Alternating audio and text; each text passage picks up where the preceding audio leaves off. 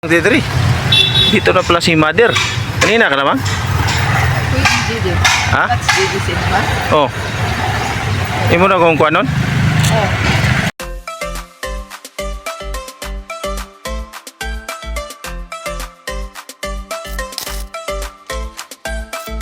Mga kababayan, nandito ako sa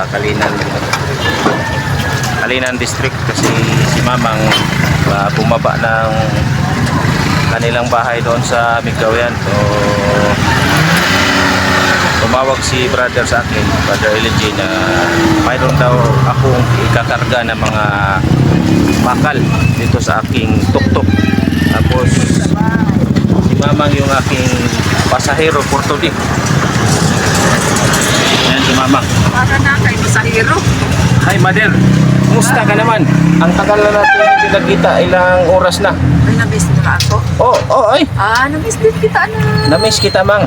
Di ba, Mang? Sobrang happy ako talaga. Mang. Akala ko hindi mo ako sunduin. Hindi talaga yung dala ko. Sunduin kita, Mother. Isang text mo lang sa akin. Kindang-kindang ako pa doon nung palabas. Kindang-kindang. Isang text mo lang sa akin.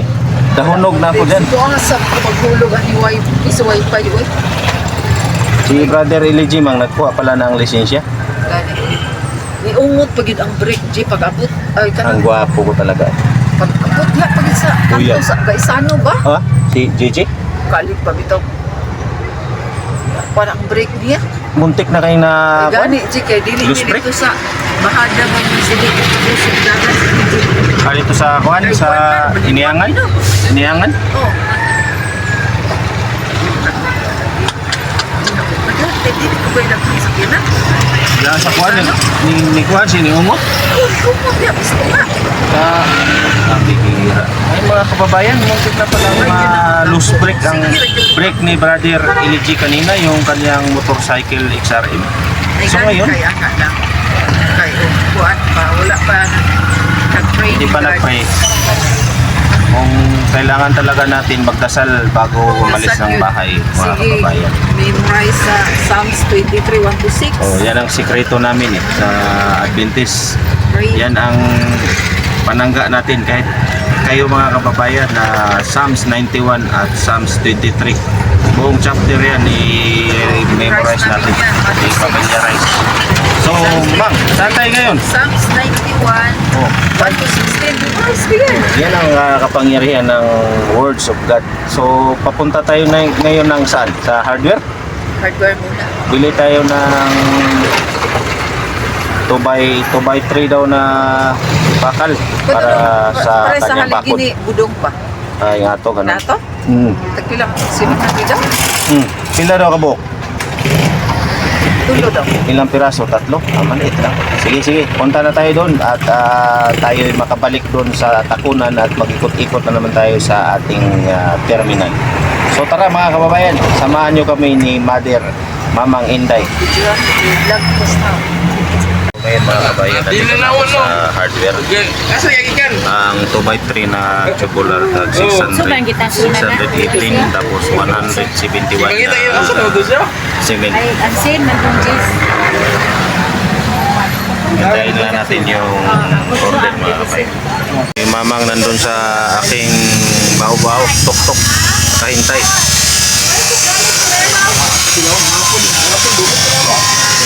Ako lang inutosan ni Mother kasi ako lang muna daw kasi magbantay siya ng kanyang grocery.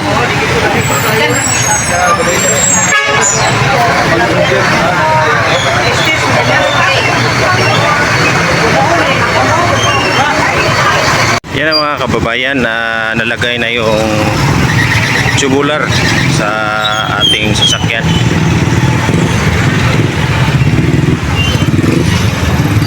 Boss, i-back up na lang ako ni Boss, guma para sure good.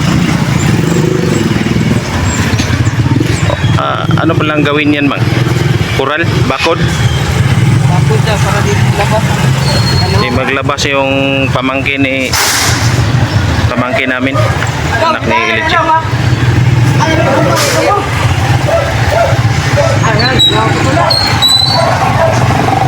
Gawin itong bakod mga kababayan doon sa bahay ni Mamang. Kasi si Kikang, yung anak ni LG na disgrasya yung dati, nung unang panahon. So ngayon, i-secured na ni Brother LG. Lagyan na niya ng bakod at cyclone sa harap ng bahay. Kababayan, natapos na yung pagbili namin ng materialis dito para gawin ng pagpagawa si brother ng bakuran doon sa kanilang tahanan. Malapit kina Mamang, sila Mamang din. So tara, samahan nyo kaming umuwi doon sa aming bukid sa bahay ni Mother. Yan, pauwi na kami ni Mama papunta sa bahay niya doon sa Bigawayan. At may dala kaming tubular nga bakal para gawing bakod sa harap ni LG at ni Mama. Kababayan, kararating lang namin ni Mamang. Galing kami sa merkado, galing sa Kalinan. Yan si Mother. Yan ang aking kinarga sa aking tuk-tuk car mga kabayan.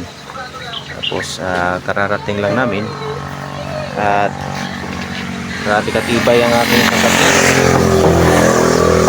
sasakyang pangtibayan. So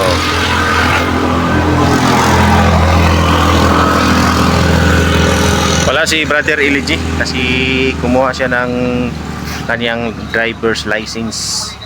Sa ganon maka-rides na kami doon sa mga magandang spot dito sa Mindanao. At yan mga kababayan, ating ibaba na yung ating karga. At relax muna tayo kasi may kontrata tayo ni Mother ngayon. Doon man talaga ako sa mental na masada. So tumawag si Brother LG na may pakarga daw siya. Tapos pumunta naman tayo. Si Mother, maraming salamat sa iyong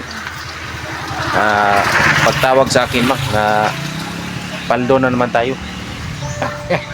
Dito si Sister, oh. Ikutin natin ang magandang kamera at i-focus natin sa kanyang mukha.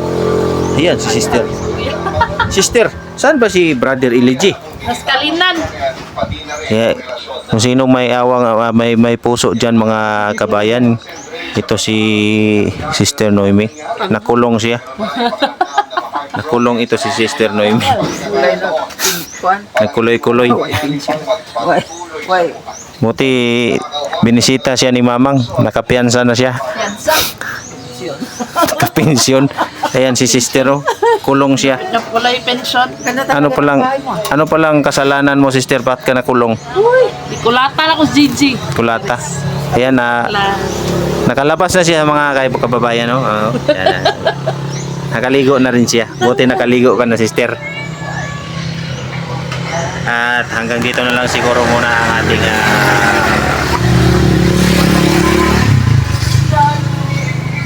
wala. Si Mamang. Maya pala. So, Mang, maraming salamat. Paalam na tayo sa ating mga kababayan dyan. Bye.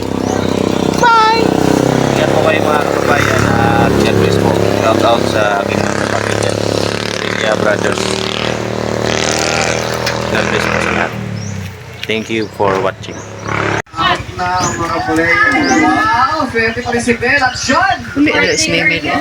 Yan, nakauwi na si brother. Brother!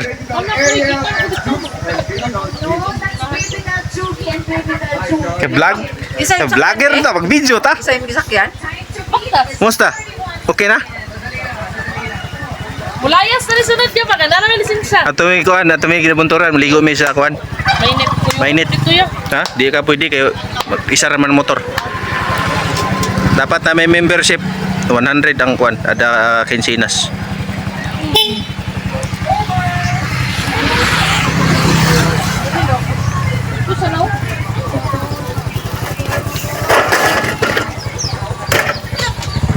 Yan na si brother. Congratulations, brother.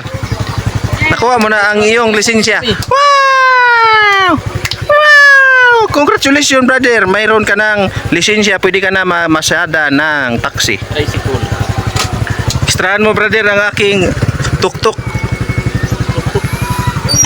Tuk-tuk. Tuk-tuk sa gasolina. Anong oras ka nagpunta doon, brother? Alas 8, tapos nasira man ang motor, brother. Nasira ulo? Gani, brother, kay dito na sa crossing ba? Crossing pag yun diha sa Gaisano bitaw ko ah. Umot ang brake. Baka ba pa?